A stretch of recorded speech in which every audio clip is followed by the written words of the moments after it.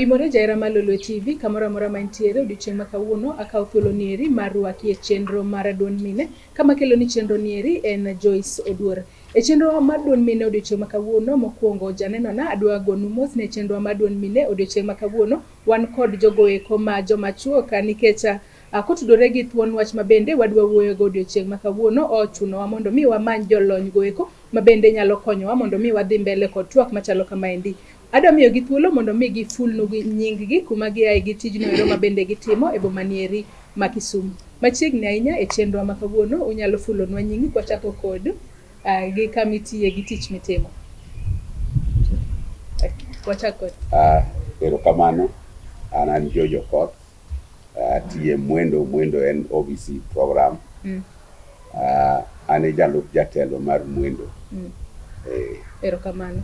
Imbi nyal fulonwa nyingi. An iluonga ni Sammy Obabo, ambatiye migao mar Mwendo. An atiyo kaka HIV linkage coordinator e Kisumu. Erokamano machiegni ahinya e chenro ma kawuono. Ajaneno mara mana kaka nasing'iso uni odiochieng' ma kawuono e chenro mar Duond Mine wan kod jogo eko magin joma chuo, magin jolony e sectors mopogore opogore ka odiochieng' ma kawuono thuond wach ma bende wadwa wuoye en ARITA makare ne nyithindo go eko ma bende odaka kod kute mag ayaki. Ka wachako chenro ma kamaendi kwachako kodi maybe George inyalo ng'isowa matin about Mwendo kotudore gi wach mar ARITA ne nyithindo modak kod kute mag ayaki. Erokamano. Mwendo OVC ni nochakore higa mar 2017. Ne ene counties 13, counties te mane Kaluowa ka, counties mane Western, to gi Nandi gi Trans Nzoia. To kakoro nikech tich maber ma Mwendo notimo, dona ma USAID nicho omedo wa counties koro sani wane counties 17 ma oriwo Nairobi, Mombasa, Kilifi, Taita Taveta and Kwale. Seche mawuoye ni Mwendo warito nyithindo, wakonyo nyithindo moromo moingo 400,000 e Kenya misima gi support mwamiyo wabiro nyiso kaka wamiyo to out of 400,000 ni nyithindo ma chiegni oingo 49,000 gin nyithindo man gi kute mag ayaki. Koro nyithindo man gi kute mag ayaki gi watemo ng'iyo kaka wanyalo miyo gi support maber mondo gi lead ngima maber kaka ng'ata kata maonge kute mar ayaki. Koro mano e kaka Mwendo chal e sechegi. Anyalo wene colleague nani mondo koro owache services ma wamiyo nyithindo man gi kute mag ayaki over and above the normal services mwamiyo nyithindo te mag orphans. To maybe ki ing'isowa matin bende Sammy inyalo ng'isowa ni kaka Mwendo ere kaka ung'eyo kata uyudo nyithindo gi eki man gayaki ma bende ukonyo e counties go duto ma bende Jojo sing'isowa. Erokamano Joyce. Ne jowinjo marwa Mwendo konyo nyithindo chakre higa 0 nyaka higni 17, 0 to 17 years. Chon ne wantiere under Department of Children Services, but some few years ago dona no umiswani koro wama nyithindo go manigi kute mag ayaki. To wanda nyithindo manigi kute mag ayaki ng'enygi mine gi ema konyogi, wabedo kaka caregivers margi. Kaito koro kwawuoyo kuom kaka wayudo gi jogi endi watiyo gi Ministry of Health, wayudo gi e osiptende.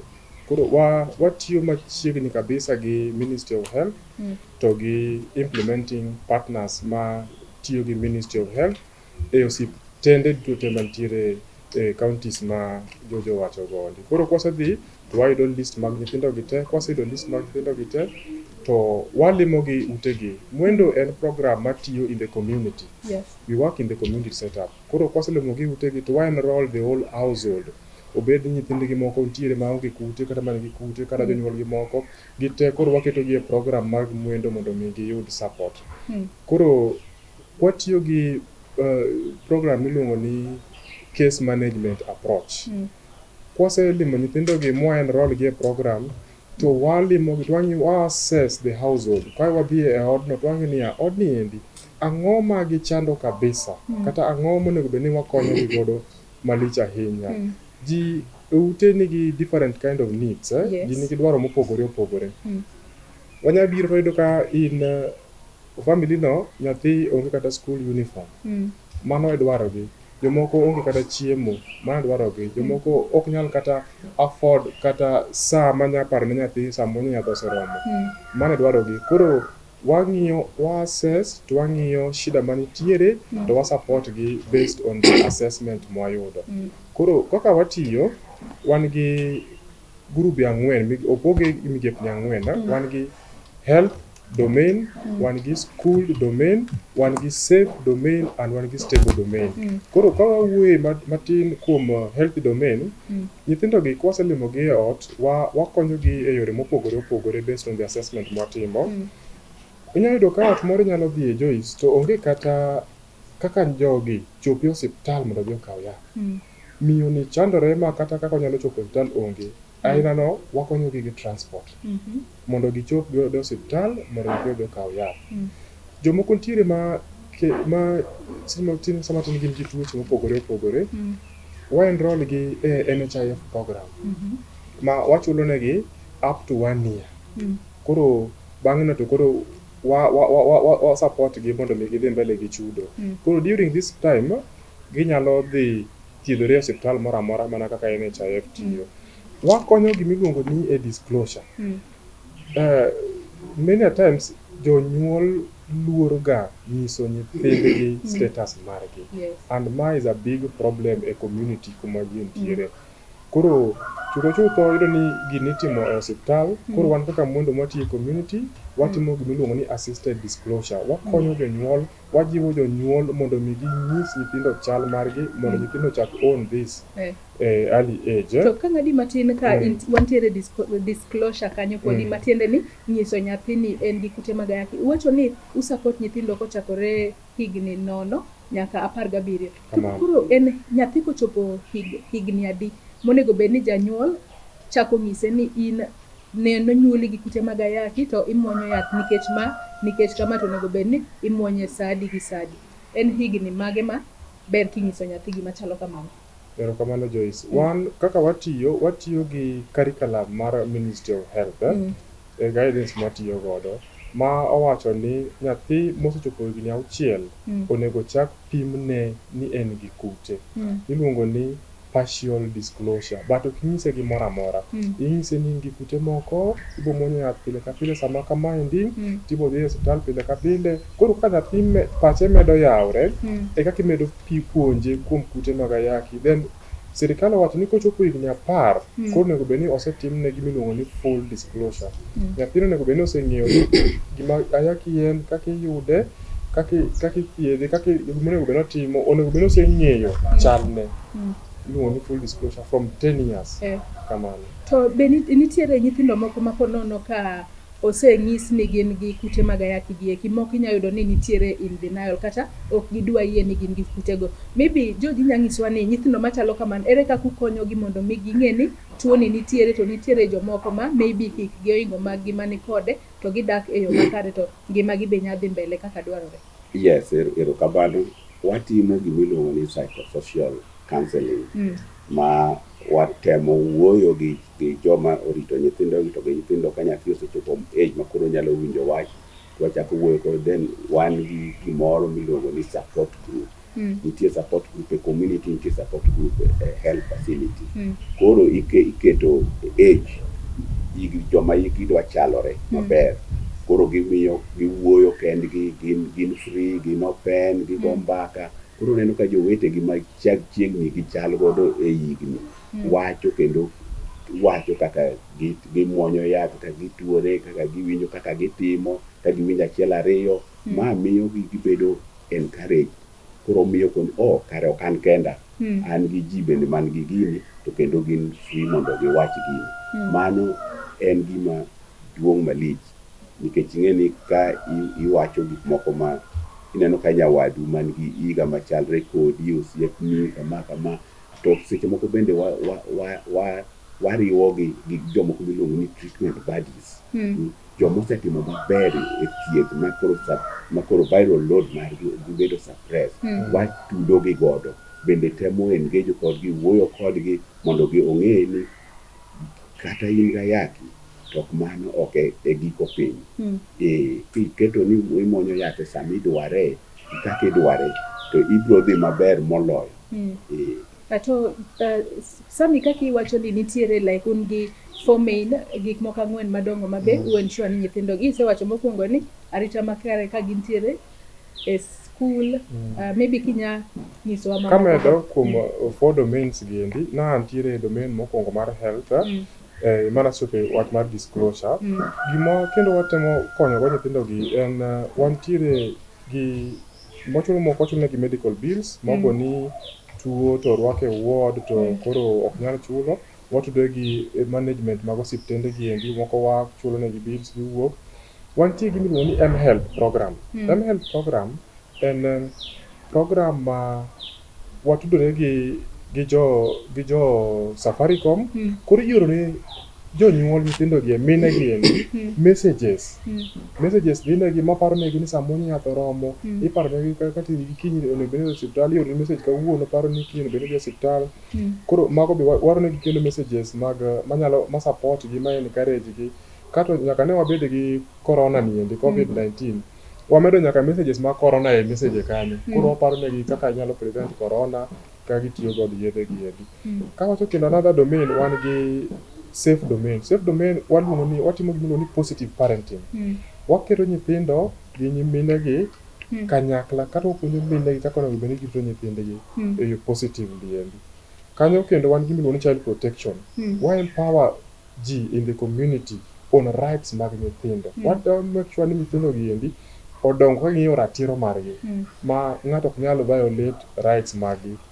Gino kendo mwatimo kendo, nikech ng'ini program wani it's donor funded, it's not permanent. Koro for sustainability, wan gi gik miluongo ni silk groups, savings and loaning, ma involve go mine gi, the caregivers mag mine gi. Koro gi save to gi loan themselves, to gi nyachako kendo ohelni matindo tindo mondo mi giyud kaka gibo konyore go kata ka koro bed ni mwendo bedo maonge. Kato kendo wakonyo gi gimiluongo ni business boost. Kwasedhi dala mwang'iyo ni jogi endi dwaro yo mar biashara, wanyalo miyo pesa matin, business boost, wanyalo chako kod gi kitchen garden. Kitchen garden wapogo gik miluongo ni vertical gardens, shade nets makonyo gi.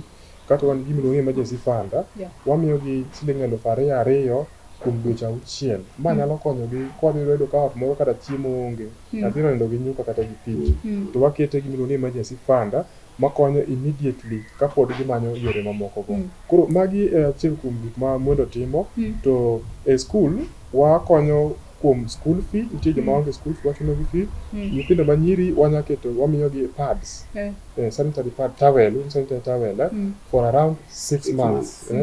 Koro ma konyo gi mondo mi that self-esteem, to boost self-esteem mag nyithindo ma nyiri. Kamano, kapok imedo matin, we wakaw yueyo matin kaeto ibiro medo paro ma in godo no.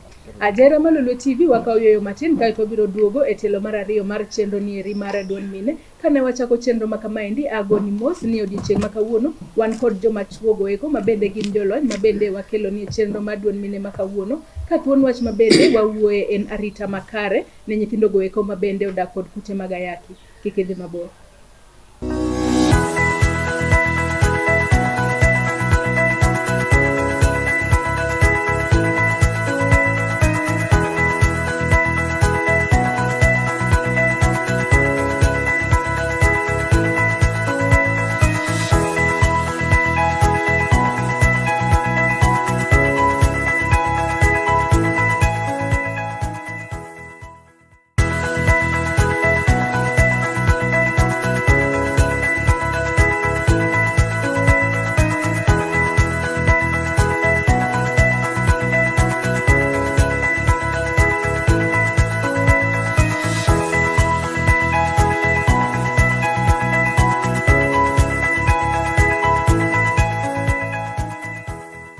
odiochieng' ma kawuono e chenro marwa mar Duond Mine. Wago mos kuom kelonu joma chuo goeko e chenro ma kawuono, to en mak mana ni joma chuo gieki gin jolony goeko ma bende wawuoyo godo e thuond wach mar arita makare ni nyithindo goeko ma bende odak kod kute mag ayaki. Ka wadhi mbele kod twak machal kama endi, George, nitiere paro moro mimakonwa, maybe kwa wanya chako kama gi paro mimakono mondi. Erokamano, ka pok wadhi e break, an gi paro moro adwana amede paro moro ni nitiere e gweng' jomiluongo ni nyamrerwa ma kisungu wacho ni community health volunteers. Magi e joma wasetiego kendo watiyo godo machiegni. Gin ema gitimonwa household visits, to gitiyo gi household gi work case plan ma police samo wacho ni gin ema gidhi giloso case plan gi the household ng'iyo gik ma gin godo, gik ma gionge godo, to ka koro gitimo gimiluongo ni prioritization, to ging'iyo ni to ere madwaro ahinya mokwongo madang' konya. Mae jonyamrerwa gi ema konyowa kendo gipilo case plan kendo obedo reviewed, ok en gima kosepile dichiel to rumo. Kochako duogo dwe manyien gitimo visit every household, gitimo visit e dwe ka dwe, kendo watemo support nyamrerwa mondo mi kik gibed gi orphans mang'eny madang' tamo gi visit gi dwe ka dwe. Kata health talk gin ma gitimo health talk, to koro jowa staff wa mane ground konyogi. Koro mano gima duong' ahinya. Ineno nyamrerwa en daktari maduong' e gweng' matiyo tich maler ma pok odwaro yudo. Mano e gima adwana amedi, to nikech ka program orumo to nyamrerwa en jagweng' ing'eye kendo umiye luor, kendo en daktari musiko, obiro medo konyi e weche mabeyo beyo mag thieth. To thothne wayudo ni nitiere jonyuol goeko ma konono nyabedo ni nonyuolo nyathi to nyathi nigi kute mag ayaki, to maybe kata ok ofweny mapiyo. Tiyudo ni jonyuol gieki kata ok odwa nyiso nyathi ni nyathini nigi kute mag ayaki. Ere kaka uneno ni jonyuol goeko onyiso nyithindgi kapod gin e age moro matin mondo mi nyithindogo ong'e makare ni onego bed ni gimuonyo yath? Sam. Erokamano Joyce. Wach mar fulo chal mar janyuol to gi nyathi en a big challenge mwasebedo kwa waneno kuom clients magwa. Watemo keto jogi e groups, gin e groups, kendo watimo puonj kar watudore gi partners moko mantiere e osiptal. Koro watiyo machiegni kabisa to gi dakteche mantiere e osiptal, nikech wan wantiere community. Watimo gimiluongo ni support group, wan gi community support group. E support group kaendi watimo negi puonj, kato jogo ma nose disclose ne nyithindgi chung' kendo chiwo neno ne jomoko mondo mi gine ni gin adieri nyalore, kaka nyithindo no respond, kaka ne gitime. Koro ka gineno ka jowetegi nosebedo kanyo mose disclose, then koro gimbe giland to gibedo gi chir mar dhi timo ang'owa, dhi timo disclosure bang' kotimo negi training. Kaeto kendo wan gi group moro miluongo ni OTZ. OTZ en upon my is a bit medical, Operation 000. We make sure ni zero missed appointment, zero missed drugs, and zero viral load. Mano e motto ma nyithindo gi ong'eyo. Koro group ni endi gin waketo gi according to age. Koro gidhi attend classes kaka age gi en, kato ei group kaendi gipuonjore kigin, wan gi peer to peer support. Nyithindo wetegi, adolescent wetegi, to wang'e ni this age gin adolescent, kato gin gi changes mang'eny. Koro gidwaro ng'at mantiere e hikgi ma koro konyogi, mabe nitiere kaka gin, mondo mi wa avoid a lot of discrimination to gi finger pointing. To George, maybe kinyanyisowa ni nitiere nyithindo goeko ma ponono gintiere e skul, kata ka gin e primary kata gin e secondary, gintiere boarding schools. Ere kaka janyuol onego ne ni nyathini seche modhi e skul en gi yedhe moromo, maybe morome tamno ero mane e skul, to ere kaka nyathini bende onego bed ni muonyo yath mondo mi kik obed gi akweda monya yudo maybe kowuok kuom jopuonj kata kuom nyithindo wetegi mag skul? Erokamano Madam Joyce. Watemo ga kwanza wachako gi janyuol mondo omi ong'e ni nyathini biro dhi sikul, to ere kaka inyalo package ne yath maber ma ok omis to ketne gimoro be ma safe. Koro miyo nitie gik moko miluongo ni pill boxes. Watemo ka wan wariwore gi nyamreche, wang'iyo ni to nyithindo mage madwaro pill boxes to wang'iewo negi. to gibedo go pillbox ati konyo gi koro miyo onyalo count drug kako muonyo gi kiko miss drug tina ni kano mi ndalo 30 to sani ndalo 10 oserumo to yedhe gi mana pod mana 25 nyiso ni kare ndalo mokao kimuonyo ya koro miyo mano wakonyo to skul bende wan gi yo mwachopo go e skul kendo watemo train jopuonj stigma and discrimination mondo kik gi stigmatize nyithindo ma niga ayaki man gi kute ayaki ma muonyo yath to koro miyo ka wasetrain to gin bende e health club giwuoyo gi nyithi sikul mondo miyo ng'e weche ayaki kaka piny chal to sana wadonjo e tie jopuonj nitie riwruok mar jopuonj ma nigi kute mag ayaki koro jogi mwadonjo irgi koro gin ema gikonyowa mondo mi jopuonj mamoko to gi nyithi skul mamoko ong'e kaka irito nyithindo man gi ayaki mondo kik gimis yath at the same time kik gibed discrimination. Sammy nyalo medo kamedo matin erokamano George. Watimo ga gima iluongo ni focused group discussion. Ka nyithindo gi ndalo mane gidhi skul ka giloro to waluongo gi waseluongo to wapenjo gi shida ma gineno e skul. Wasekao pachgi to wadhi go e skunde through the director of education. To achiel kuom shida mane nyithindo wani ka gidonjo e gate ticheko boxes gi bag gi watchman. To koro ka nyathi moro ting'o yath to yath lwar. Kendo mano osebedo ageta maduong' challenge maduong' kabisa ne nyithindo madhi skul.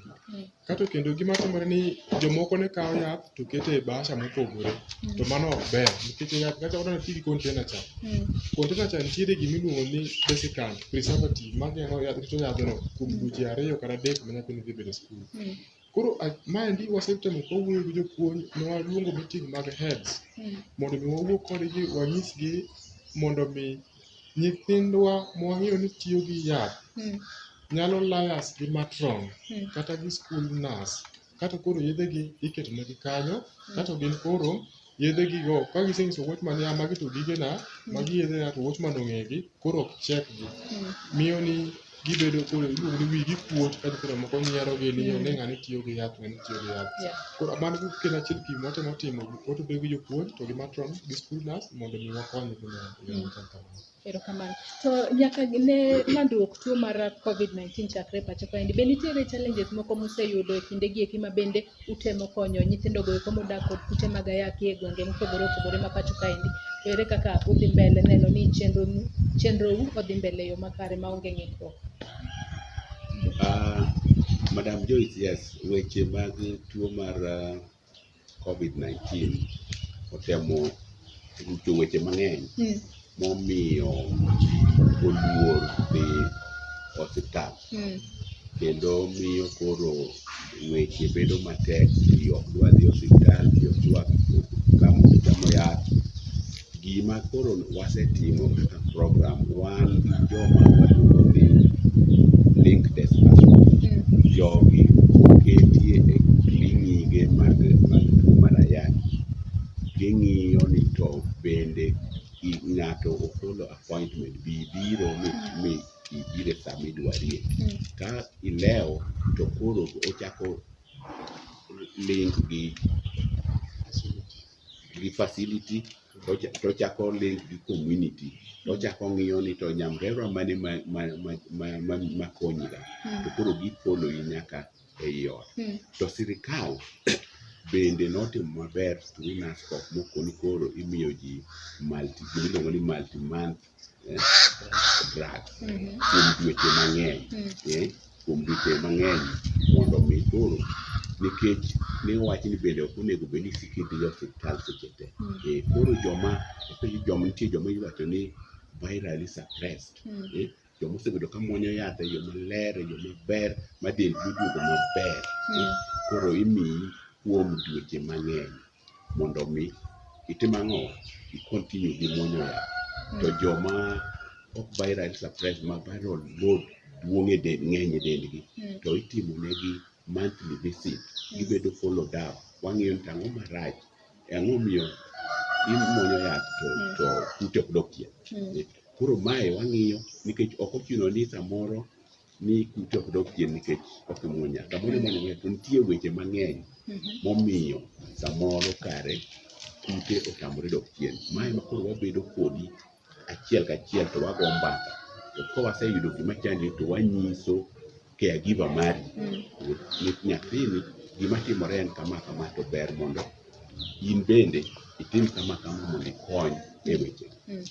Erokamano. Ka wadhi ka watieko mibinyo wacho ni support mane ma baby udwaro from the community kata mu expect from the community mondo mi nyithindo gi eki manigi kute mag ayaki orit e yo makare. Asante. Erokamano Joyce. Kaka ne wawacho mokwongo, migawo ni en migawo ma ok odhi bedo permanent. To nyithindo gi gin nyithindo moa e community, gin nyithi sirikal. Koro wan kata kaka watiyo kata gi services ma offer gi endi, watimo gima maduong' malich watemo empower the community to own up these services. Kata pesa mane wachiwo gi, magi are not sustainable. To seche ma wachiwo gi endi, watemo mondo mi the community own up, waketo gi e biashara, waketo gi puonjo gi yore mag pur, mondo mi gi own up, mondo mi bed ni ginyalo chulo bill mag nyithindo, ginyalo tero nyithindo osiptal, gitimo disclosure, then nyithindo nyalo own up their status, kata ginyalo dhi osiptal free. Koro we are doing a lot of community empowerment for the sake of sustainability. To ma ok watime kendwa.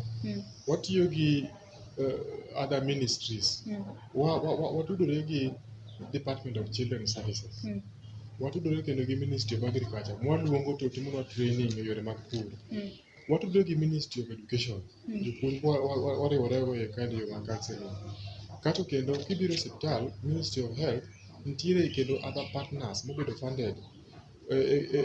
Kuma watiye gi ng'eny. Koro jogi be watiyo godo machiegni kabisa. LBCT, Ampad, Faces, jogo watiyo go afya jijini, afya Ziwani, ging'eny mondo mi koro gimbe gikonywa e osiptal kendo nitie community mondo mi jo community own up services for the sake of sustainability. Ka watieko George kinyanyiso waparo, kwadhi ka watieko maybe wach marimo gik kotudore gi arita makare ne nyithindo modak kod kute mag ayaki. Erokamano Madam Joyce.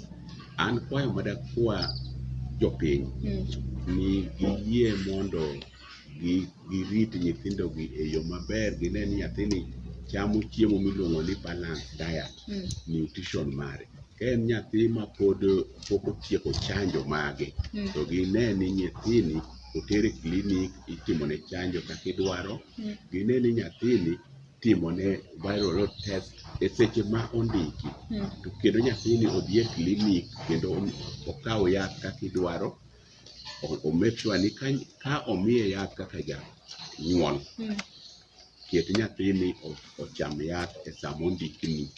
To ka nitie tabu moro amora to make sure ni ila yath gi jamrerwa to gi osiptal. To bende kik giwe kony ni girito kony seche te maayo e pinje maoko. Pesa tin tinde pinje maoko. Sama wayie loso kodi mwang'iyo ni to ere kaka inyalo loso puothi moro, iyud chiembi moro, iyud gigi makama, wamiyi grant, productive assets, gik mwatimo ma program timogo. Yie itime maber mondo okony ngimani mapile. To make sure ni nyathi kik lewne sikul bende. Kamano matin, erokamano Joyce. Agombo mondo mi anyis caregivers to gi jo community ni watake responsibility mar health e lwetwa.